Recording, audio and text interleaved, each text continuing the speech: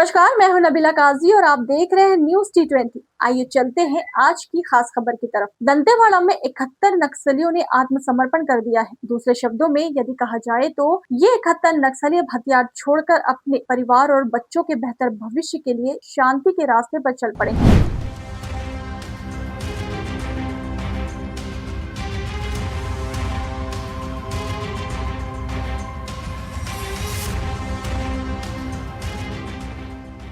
71 नक्सलियों ने दंतेवाड़ा में पुलिस कप्तान एवं अन्य अधिकारियों के सामने आत्मसमर्पण कर अपने हथियार डाल दिए। जैसे कि सभी को पता है कि ऑपरेशन लोन वराचू के तहत सरकार की ओर से गृह मंत्री विजय शर्मा ने घोषणा कर रखी है कि जो भी नक्सली अपने परिवार के साथ शांति पूर्वक जीना चाहता है वह हथियार छोड़ दे और परिवार के विकास के लिए शासन की जो योजनाएं हैं उनका लाभ उठाए। आइए सुनते हैं प्रदेश के गृह मंत्री विजय शर्मा ने क्या कुछ कहा था।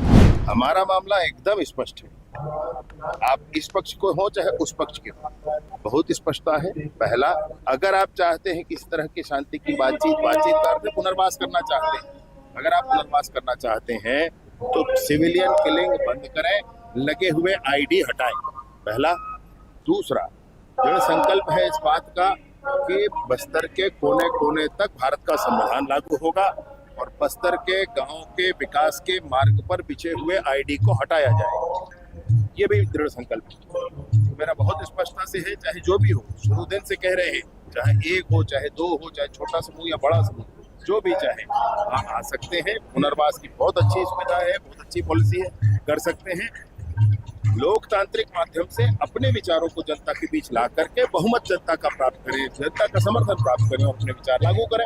ये बहुमत ये लोग की खूबसूरती है। 71 नक्सलियों के आत्मसमर्पण की कहानी भी ऑपरेशन लोन वराचू और एंटी नक्सल मूवमेंट के ज्वाइंट ऑपरेशन का नतीजा है। खास बात ये भी है कि इन नक्सलियों में 30 ऐसे नक्सली भी शामिल हैं जिन पर सरकार ने 65 लाख रुपए का इनाम घोषित कर रखा है। आपको बता दें कि केंद्र सरकार ने ये घोषणा कर रखी है कि मार्च 2026 तक छत्तीसगढ़ को नक्सलियों से मुक्त कर दिया जाएगा और इस दिशा में लगातार कार्यवाही अभी प्रशासन और फोर्स के द्वारा की जा रही है। इन दिनों दंतेवाड़ा के अलावा बीजापुर और नारायणपुर दो ऐसे जिले हैं जहां पर आए दिन कहीं न कहीं नक्सलियों के साथ सुरक्षा बलों की मुठभेड़ हो रही है और कई नामी नक्सली मारे भी जा रहे हैं। इसी संदर्भ में कल की यह कार्रवाई काबिले तारीफ है। सरेंडर करते समय नक्सलियों ने भारी मात्रा में हथियार भी जमा कराए हैं जिनका उपयोग वे समय समय पर सुरक्षा बलों के खिलाफ करते आ रहे हैं। बहरहाल लाल आतंक छोड़कर समाज की मुख्य धारा पर लौट रहे नक्सलियों के विकास के लिए राज्य शासन ने बहुत सारी योजनाएं बना रखी है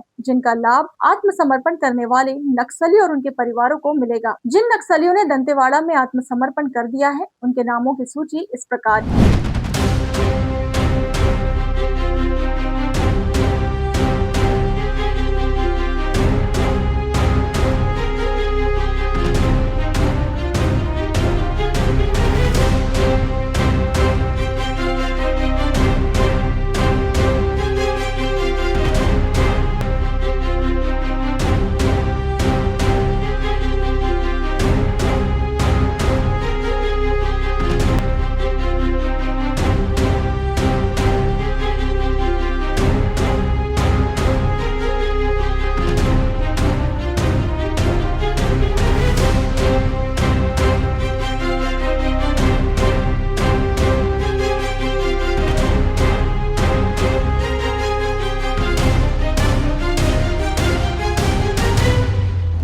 एक खबर छत्तीसगढ़ के मुख्य सचिव की नियुक्ति की। आखिरकार छत्तीसगढ़ कैडर के आईएएस विकासशील को प्रदेश का अगला मुख्य सचिव नियुक्त कर दिया गया है। आज से ठीक 10 दिन पहले न्यूज T20 ने भी अपनी खबर में बता दिया था कि केंद्र सरकार के द्वारा प्रतिनियुक्ति पर फिलीपींस के मनीला भेजे गए आईएएस विकासशील को अगला मुख्य सचिव बनाया जा सकता है। हमारी उस खबर पर अब सरकारी मुहर लग चुकी है और 30 सितंबर को 3 महीने के एक्सटेंशन पर चल रहे वर्तमान मुख्य सचिव अमिताभ जैन के रिटायर होने के बाद एक को विकासशील मुख्य सचिव पद का पदभार संभाल लेंगे। नए मुख्य सचिव के रूप में विकासशील के नाम फाइनल होने के बाद वेटिंग लिस्ट में चल रहे अन्य दावेदारों में निसंदेह निराशा के भाव उत्पन्न होंगे। क्योंकि कम से कम कर ऐसे अफसर मुख्य सचिव बनने की कतार में थे जिनके काम करने के ढंग, उनकी निष्ठा और कर्तव्य परायणता हमेशा चर्चा में रही है। इन दावेदारों में सुब्रत साहू, अमित अग्रवाल, रेणु पिल्लाई, मनोज पिंगुआ के नाम शामिल थे, क्योंकि ये सभी छत्तीसगढ़ में सरकार के विभिन्न महत्वपूर्ण पदों पर काम भी कर रहे हैं। इसीलिए ये उम्मीद की जा रही है कि इन चारों में से किसी की ताजपोशी सरकार कर सकती है। लेकिन आखिरकार फिलीपींस के मनीला शहर से वापस छत्तीसगढ़ बुलाए गए विकासशील को ही जिम्मेदारी दी गई है। इन खबरों में आज के लिए बस इतना ही। आप देख रहे हैं न्यूज़ T20। हमारी खबरें आपको कैसी लगती है हमें कमेंट बॉक्स में जरूर बताएं और हमारे चैनल को लाइक और सब्सक्राइब जरूर करें। नमस्कार।